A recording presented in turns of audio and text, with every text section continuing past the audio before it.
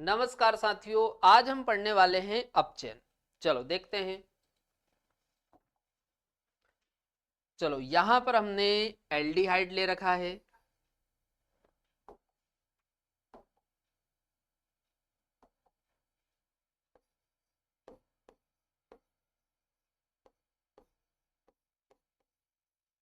Aldehyde है ना।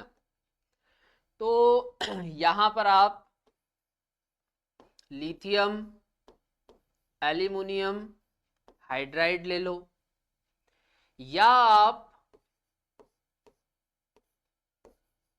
NaBH4 ले लो, या फिर आप इसका उत्प्रेरकी हाइड्रोजन करवा दो। तो यहां पर एल्डिहाइड का अपचयन हो जाएगा, है ना। और ये अपचयन हो जाएगा और इधर बन जाता है आर CH2OH। तो यहां पर क्या बन रहा, 1 डिग्री एल्कोहल। क्या बन रहा है यहां पर, 1 डिग्री एल्कोहल। 1 degree alcohol.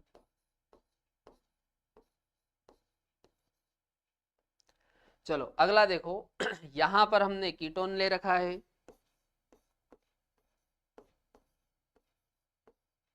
चलो यहां पर भी आप लिथियम एल्यूमिनियम हाइड्राइड ले लो, या आप इसकी जगह पर ले सकते हो सोडियम बोराहाइड्राइड NaBH4, या आप इसका भी उत्प्रेरकी हाइड्रोजनन करवा दो। तो यहां पर बन जाएगा 2 डिग्री एल्कोहल। क्या बन जाएगा यहां पर, 2 डिग्री एल्कोहल। ये इस तरीके से, है ना। तो ये 2 डिग्री एल्कोहल है।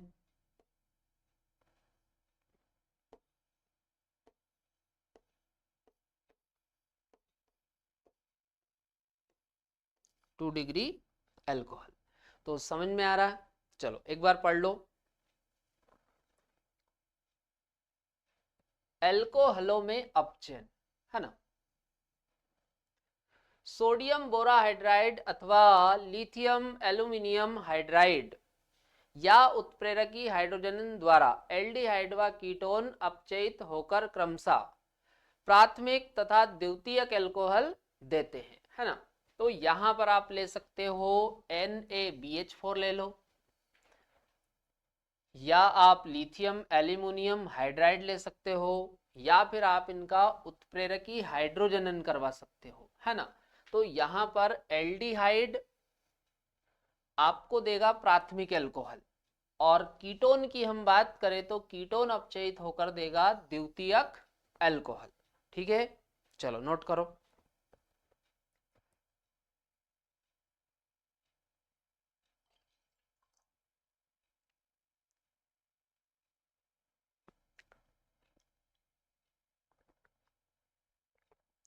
कर लिया नोट। चलो आगे देखो।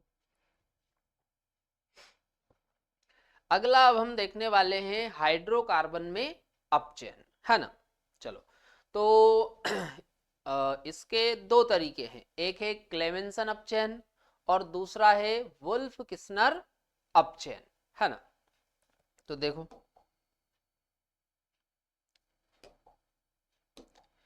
तो ध्यान रखना जो क्लेमेंसन अपचयन है इसमें ZnHg और क्या लेते हैं HCl, है ना। तो यहां पर ये CH2 में अपचयित हो जाता है। काय में अपचयित हो जाएगा, CH2 में। आप एल्डिहाइड भी ले सकते हो, कीटोन भी ले सकते हो, है ना। चलो, और यदि आप वुल्फ किस्नर अपचयन करवाते हो तो यहां पर आपको क्या लेना पड़ेगा, NH2NH2।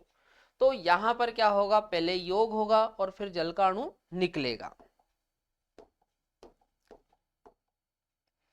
तो यहां पर जल का अणु निकलता, पहले तो योग होगा इसका और फिर जल का अणु निकलेगा। तो इधर आप देखो क्या बनेगा,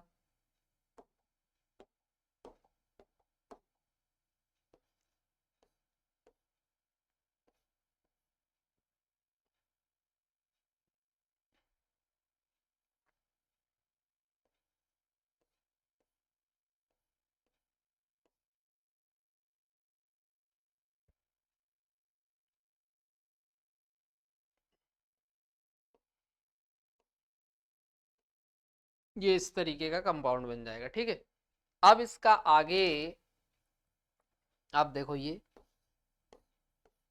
CH2 प्लस N2, ये इसमें अपचयन हो जाएगा इसका, है ना।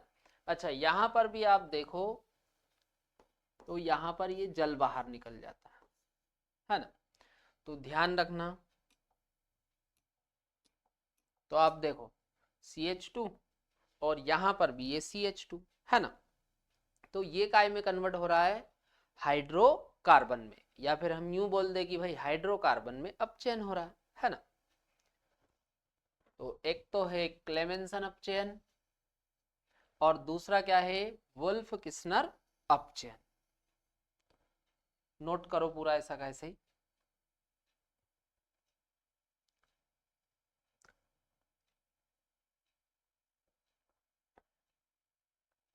कर लिया नोट।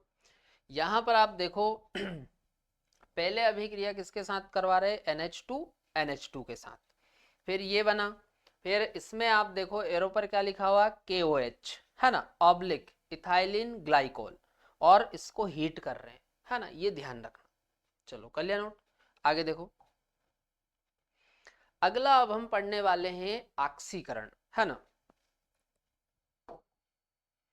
तो यहां पर ये एल्डिहाइड लिया हुआ है,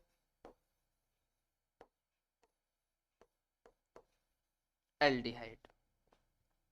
अब एल्डिहाइड का हम ऑक्सीकरण करवाते हैं, तो इसका ऑक्सीकरण हो जाएगा कार्बोक्सिलिक एसिड में, तो ये बन जाएगा RCOOH। तो ऑक्सीकरण काय में हो रहा है, कार्बोक्सिलिक एसिड में।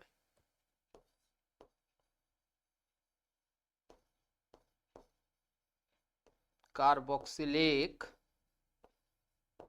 एसिड याद रहेगा। तो भाई आप एल्डिहाइड का ऑक्सीकरण करवा रहे हो, तो ऑक्सीकरण काय में होगा, कार्बोक्सिलिक एसिड में, है ना। चलो पढ़ो अब इसमें। ऑक्सीकरण अभिक्रिया में एल्डिहाइड कीटोन से भिन्न व्यवहार करते हैं, ध्यान रखना, है ना।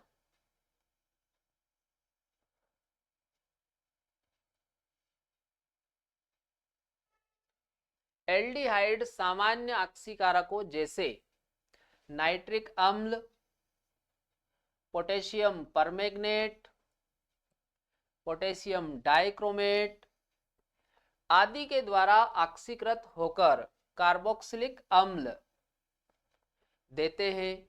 यहां तक कि मृदु ऑक्सीकरण कर्मक, मुख्यतः टालेन अभिकर्मक, ये दुर्बल होते हैं ना, वीक वाले, और फैलिंग विलियन भी एल्डिहाइड को ऑक्सीकृत कर देते हैं। करो नोट पूरा ऐसा कैसे।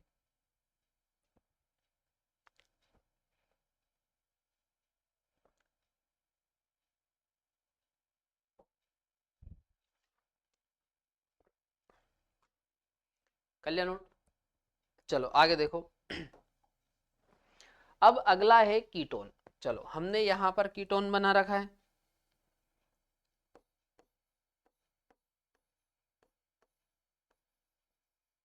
अब देखो कीटोन की यदि हम बात करें तो यहां पर आपको प्रबल ऑक्सीकारक लेना पड़ेगा। क्या लेना पड़ेगा, प्रबल ऑक्सीकारक, और साथ में आपको प्रबल अभिक्रिया परिस्थिति लेनी पड़ती है, मतलब हाई टेम्परेचर आपको लेना पड़ेगा, है ना। तो यहां पर क्या होता है, कार्बन कार्बन के बीच के बॉन्ड भी टूटते हैं। तो ऐसा करते हैं, हम नंबरिंग कर लेते हैं पहले, है ना। इस कार्बन को हमने 1 नंबर दे दिया, इसको 2 और इसको 3। अब एक एक करके समझो। ये वाला बॉन्ड हम तोड़ते हैं पहले, है ना, ये वाला बॉन्ड तोड़ दिया। अब इधर देखो, इसके तोड़ने से क्या बन रहा है, तो उस तरफ वाला देखो, RCH2 COOH, है ना, ये बन जाएगा। प्लस इस साइड वाला देखो आप, तो इस साइड वाला बन जाएगा R dash C double O H, ये एसिड बन गया। अच्छा, ये कौन से बंध के टूटने से बना हुआ है? C2C3, है ना। तो यहां पर अपन लिख लेते हैं क्लीवेज ऑफ C2C3 बॉन्ड। ठीक है। अच्छा, आगे देखो, अब ये वाला बॉन्ड तोड़ो, ये वाला भी तोड़ो।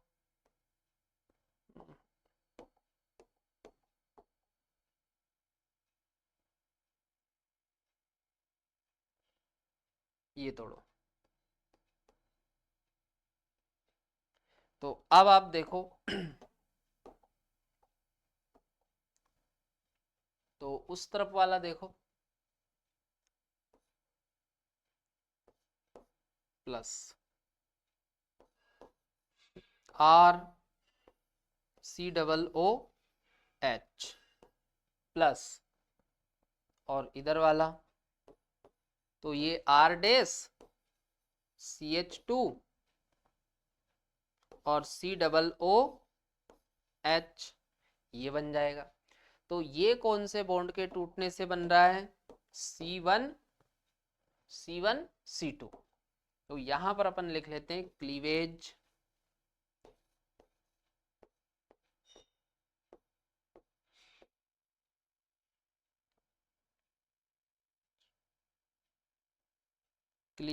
ऑफ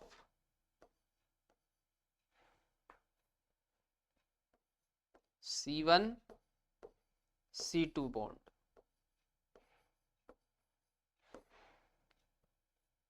है ना। तो यहां पर क्या बन रहा है?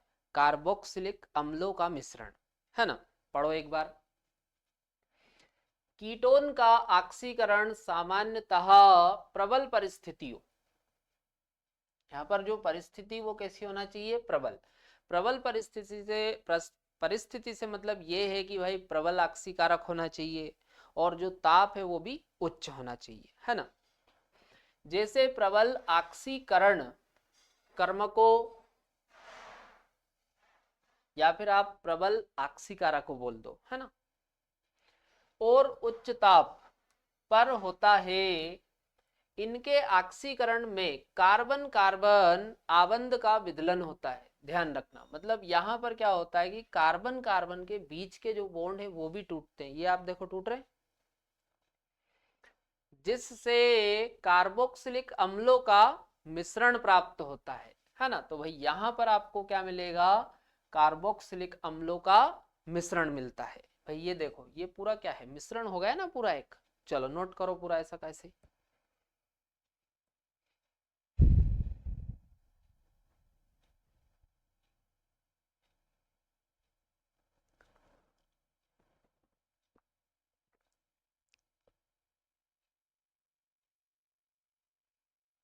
कल्याण नोट।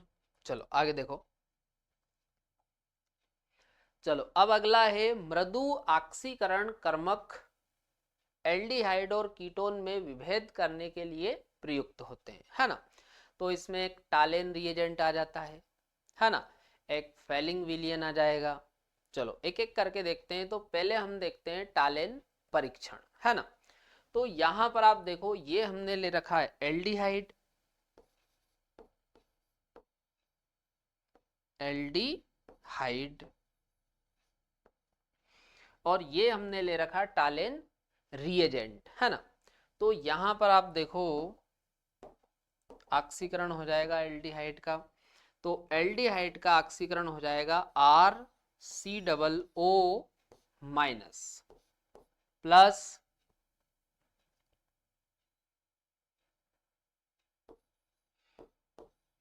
एजी प्लस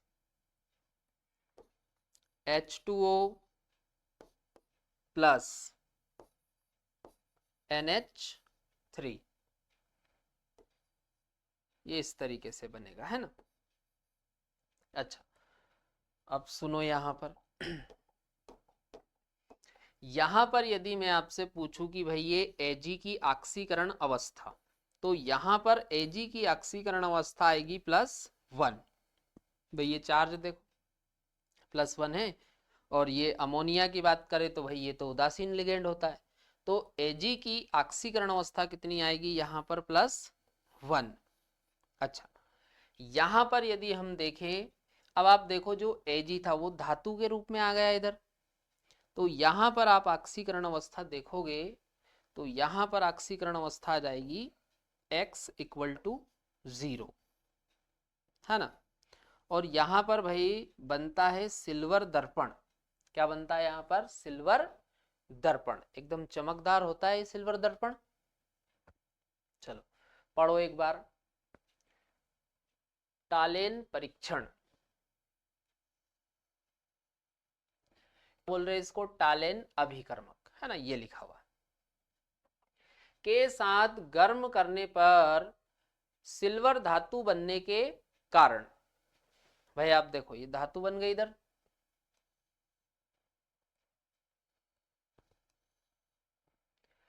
चमकदार सिल्वर दर्पण बनता है।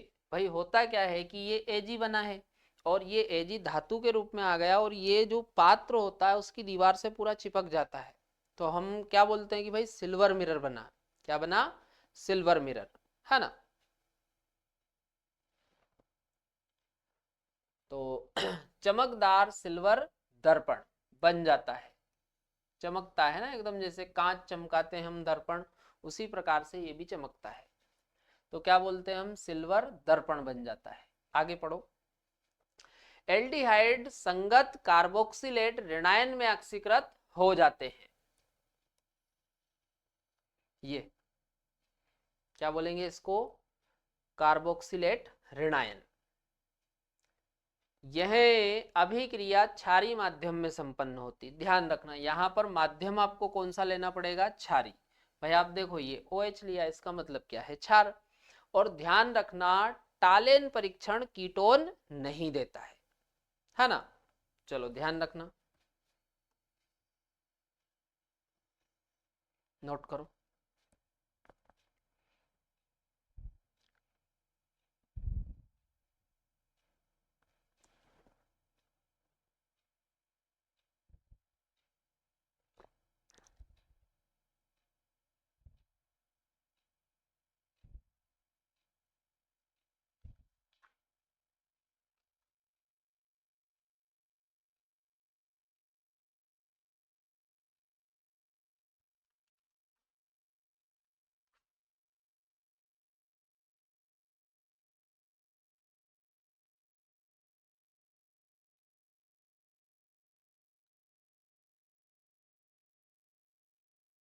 Clear note?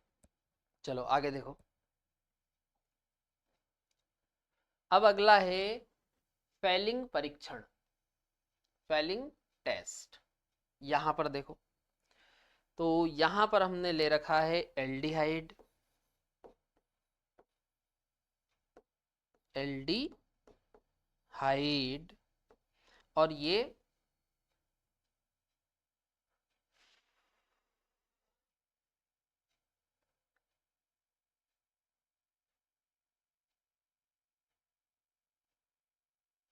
तो ये आयन आप देखोगे तो ये आपको मिलेगा फेलिंग विलियन में, है ना। चलो ये ध्यान रखना थोड़ा सा, ये +2 होता है ना। चलो देखो अब आगे, तो एल्डिहाइड जो है इसका ऑक्सीकरण होगा, तो इसका ऑक्सीकरण हो जाएगा RCOO नेगेटिव, है ना, प्लस Cu2O प्लस H2O, ये इस तरीके से, है ना। तो यहां पर यदि हम कॉपर की ऑक्सीकरण अवस्था देखें, तो यहां पर बताओ मेरे को कॉपर की ऑक्सीकरण अवस्था कितनी आ जाएगी? +2। और यहां पर यदि हम कॉपर की ऑक्सीकरण अवस्था देखें तो यहां पर ये आ जाएगी 2x, चलो सीधा सीधा लिख दो, है ना। तो ये यहां पर आ जाएगी x इक्वल टू प्लस का 1, है ना। और यहां पर जो अवक्षेप है वो बनता है लाल भूरे रंग का अवक्षेप। कैसा बनता है? लाल भूरे रंग का अवक्षेप। चलो पढ़ो एक बार। फेलिंग अभिकर्मक में दो विलयन फेलिंग विलयन ए व फेलिंग विलयन बी होते हैं। सॉरी, फेलिंग अभिकर्मक में दो विलयन फेलिंग विलयन ए व फेलिंग विलयन बी होते हैं, है ना। जो फेलिंग अभिकर्मक है ना, इसमें कितने विलयन है? दो। एक को हम बोल रहे हैं फेलिंग विलयन ए और दूसरे को हम क्या बोल रहे हैं? फेलिंग विलयन बी। फेलिंग विलयन ए जली कॉपर सल्फेट। भाई जो फेलिंग विलयन ए है वो क्या है? जली कॉपर सल्फेट। तथा फेलिंग विलयन बी सोडियम पोटेशियम टारट्रेट। टारट्रेट, ध्यान रखना, सोडियम पोटेशियम टारट्रेट, या इसी को हम बोलते हैं रोसेल लवण। क्या बोलते हैं इसी को? रोसेल लवण। परीक्षण से पूर्व दोनों विलयन समान मात्रा में मिलाए जाते हैं। ध्यान रखना भाई, परीक्षण के पूर्व दोनों को समान मात्रा में मिलाते हैं। एल्डिहाइड को फेलिंग विलयन के साथ गर्म करने पर लाल भूरा अवक्षेप प्राप्त होता है। ध्यान रखना, कैसा अवक्षेप बन रहा है? लाल भूरा अवक्षेप। एल्डिहाइड संगत कार्बोक्सिलेट ऋणायन में ऑक्सीकृत हो जाते हैं। ध्यान रखना, है ना। आगे पढ़ो। एरोमेटिक एल्डिहाइड व कीटोन फेलिंग परीक्षण नहीं देते हैं। ध्यान रखना, तो फेलिंग परीक्षण कौन नहीं दे रहा? कीटोन नहीं देगा। और एरोमेटिक एल्डिहाइड, जैसे एरोमेटिक एल्डिहाइड का एग्जांपल हो जाएगा बेंजल्डिहाइड। नोट करो।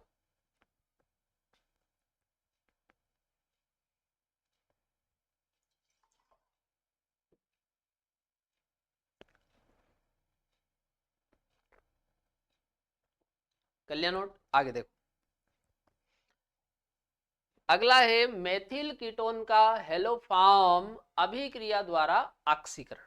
देखो यहां पर क्या है भाई, आप देखो ये कीटोन है और कीटोन में आप देखो ये जो कार्बन है, जो कार्बोनिल समूह का कार्बन है उससे आप देखो क्या जुड़ा हुआ है? मेथिल समूह, है ना। तो यहां पर क्या होगा भाई, ये जो मेथिल समूह है ये हेलो फॉर्म में परिवर्तित हो जाएगा।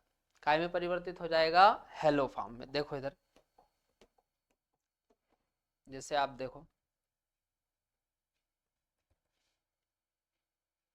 इधर ही देखो, RCOO ये बन जाएगा, है ना। और ये जो मेथिल समूह है ये बन जाएगा CH3। तो ये क्या बन गया? हेलोफॉर्म। क्या बन गया? ये हेलोफॉर्म। तो ध्यान रखना ये जो परीक्षण है कीटोन तभी देगा जब कार्बोनिल समूह के कार्बन से क्या जुड़ा हो? मेथिल समूह। क्या जुड़ा होना चाहिए? मेथिल समूह। पढ़ो एक बार। ऐसे कीटोन जिसमें कम से कम एक मेथिल समूह कार्बोनिल कार्बन परमाणु से आबंधित होता है।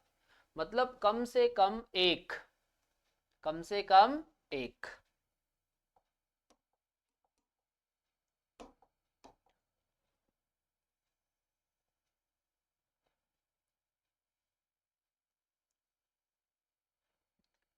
और इस टाइप के जो कीटोन होते हैं उनको हम क्या बोलते हैं? मेथिल कीटोन, है ना। सोडियम हाइपोहेलाइड द्वारा, इसका नाम क्या है? सोडियम हाइपोहेलाइड द्वारा संगत कार्बोक्सिलिक अम्ल के सोडियम लवण। भाई ये क्या बन रहा है? कार्बोक्सिलिक अम्ल का सोडियम लवण बन रहा है ना। में ऑक्सीकृत हो जाते हैं, जिसमें कार्बोनिल यौगिक की अपेक्षा एक कार्बन परमाणु कम होता है।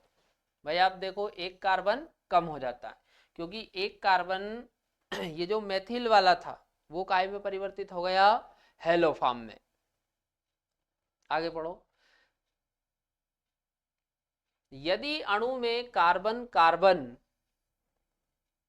द्विक आबंध उपस्थित हो तो वह इस ऑक्सीकरण द्वारा अप्रभावित रहता है।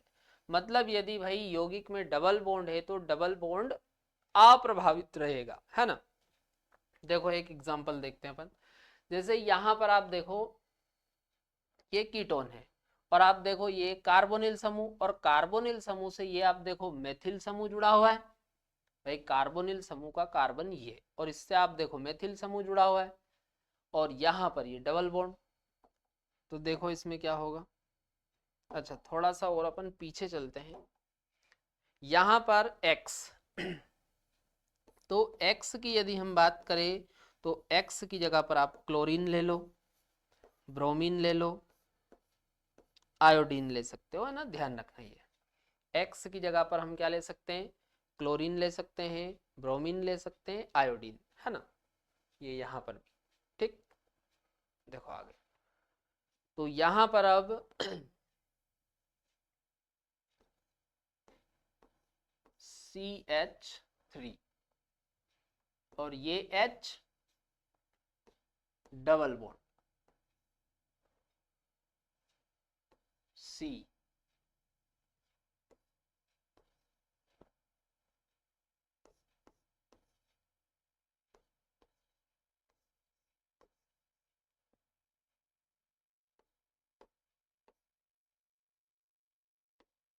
Plus CH Cl3। तो ये बन गया क्लोरोफॉर्म। क्या बन गया ये, क्लोरोफॉर्म। और आप देखो डबल बॉन्ड कैसा है, अप्रभावित। डबल बॉन्ड पर कोई प्रभाव नहीं पड़ेगा, है ना। चलो नोट करो।